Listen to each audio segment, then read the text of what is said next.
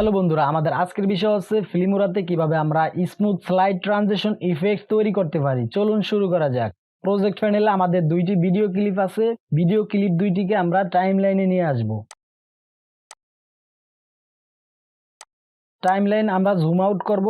Video clip দুইটিকে আমরা ছোট করে নিব দেখার সুবিধার্থে।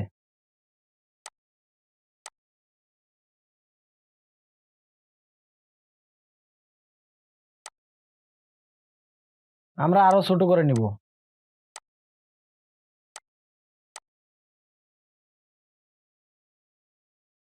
তারপর আমরা যাব ট্রানজিশনে গিয়ে আমরা এখানে সার্চ করব ফ্লিপ রোল।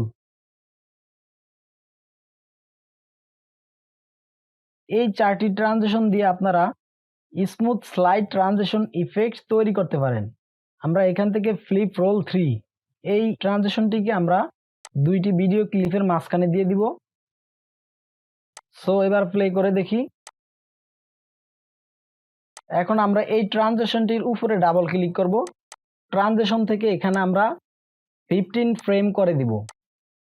ডাউন অ্যারোতে প্রেস করে আপনারা কমাতে পারেন, আপ অ্যারোতে প্রেস করে আপনারা বাড়াতে পারেন। 15 ফ্রেম করে দিব আমরা ডাউন অ্যারোতে প্রেস করে।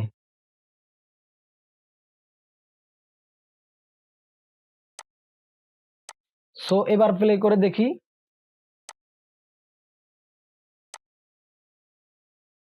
তারপর আমরা এখান থেকে ওকেতে ক্লিক করব।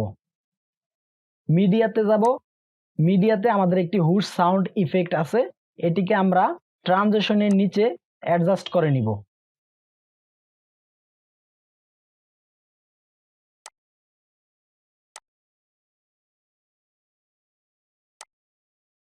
সো এবার প্লে করি।